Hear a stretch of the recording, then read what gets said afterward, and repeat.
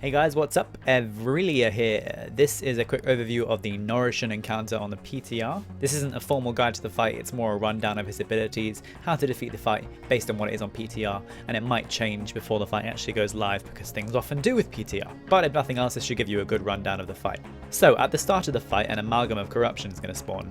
Now this is the boss that you have to defeat to end the encounter, you don't actually have to defeat Norushen himself.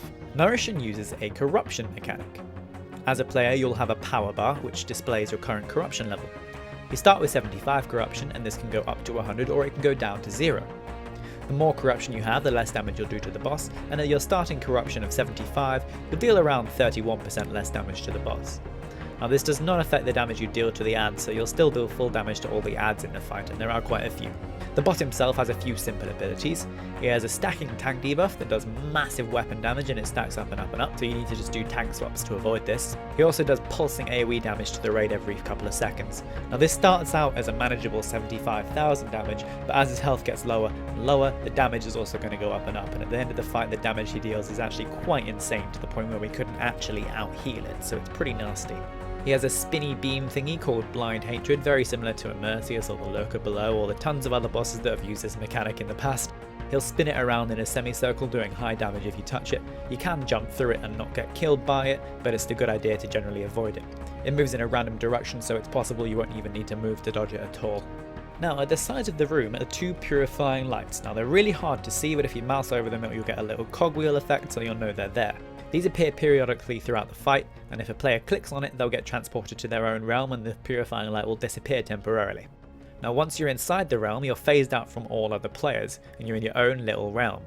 Inside you'll find mobs that depend on your current role.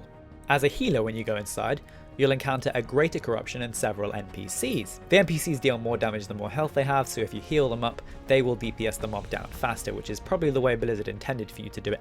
However, our healers actually found it easier just to use their DPS healing abilities and DPS the mob down themselves. The actual mob itself does constant AoE damage whilst you're inside, and it also has a dispellable magic effect that you should remove because it does high damage if it's not dispelled. Once this is dead, you'll get ported back outside and your corruption will be reduced to 0, and you'll get a buff that increases your healing by around 30%. As a tank when you go inside, all you have to do is survive for 60 seconds. If you survive the full 60 seconds, you'll get ported out with 0 corruption. While you're inside, you'll face a titanic corruption. Now it has a few nasty abilities that you simply have to avoid or use your cooldowns appropriately.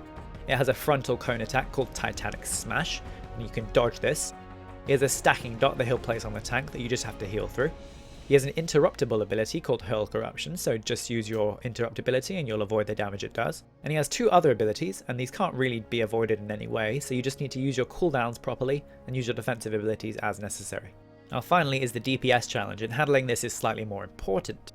As a DPS, inside you'll find two different types of mobs. You'll find 4 Essence of Corruption and 1 Manifestation of Corruption. The Manifestation has the most health, and it will follow you around and cast Tear Reality on you, which is a cone attack, which you can dodge very easily. If you do get hit by it though, you will take pretty high damage, so you really need to make sure you do avoid it. The smaller adds will cast an ability called Expel Corruption, which shoots a little beam of energy out from where they are, and if it hits you, it will stop and then deal damage to you. This isn't really a big deal of an ability, so you can mostly ignore it when you're inside. All of the adds can actually be stunned and slowed and interrupted as necessary if needed. Now as a DPS, each ad you kill inside will drop a golden orb. If you run over this orb, your corruption will get lowered by a small amount. Once your corruption reaches 0, you'll get ported back to the main raid.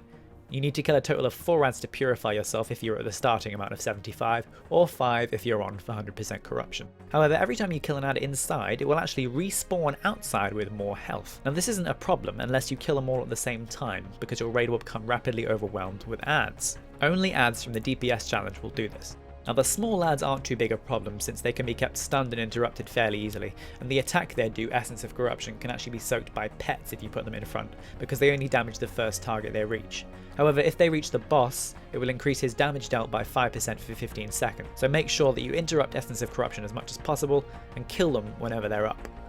However, the Manifestation is the main issue and he's the target you should focus first every time he's up. Now while he's alive he'll deal periodic AoE damage whilst it's alive, which on its own isn't very much, but when you pair it with the boss's AoE, particularly throughout the rest of the encounter, it's going to stack up very quickly. Now when the Manifestation dies he'll leave behind a small void zone. Now this does massive raid damage whilst it's up, but if a player walks into it, the pool will disappear.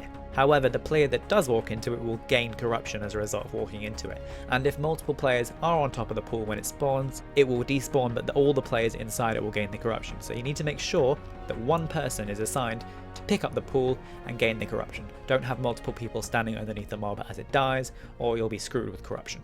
Okay, so you've learned all about all his abilities, now let's talk about how to actually kill him. So first of all, you can send any 2 players into their challenge phase at any given time.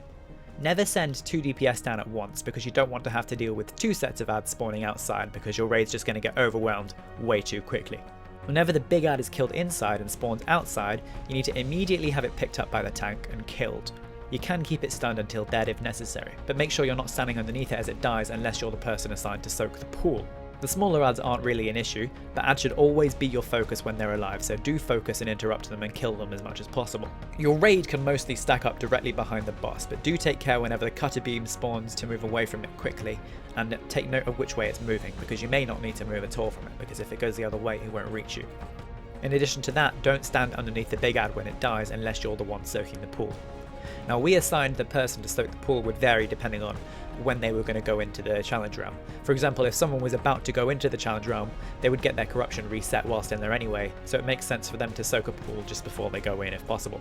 Usually we would send in 1 DPS and then 1 healer or tank for each wave of the challenge to keep the level of ads under control. Now when the boss reaches 50% health, he'll spawn an additional manifestation of corruption, which is the big ad, every 10% from 50% until he dies. Now by this point in the fight, everyone should have fully purified themselves and you should be stacking up and burning the boss, not sending anyone else inside. The raid damage becomes enormous at this point, so strong in fact that we weren't able to out-heal it. Whenever a large ad spawns, pick it up and nuke it down as fast as you can. You won't get any small ads in this phase because no one's going down into the other realm. Stay stacked up for healing and minimise movement as much as possible, and pop all your DPS cooldowns to burn him. This is a really good time to pop Bloodlust and burn him down.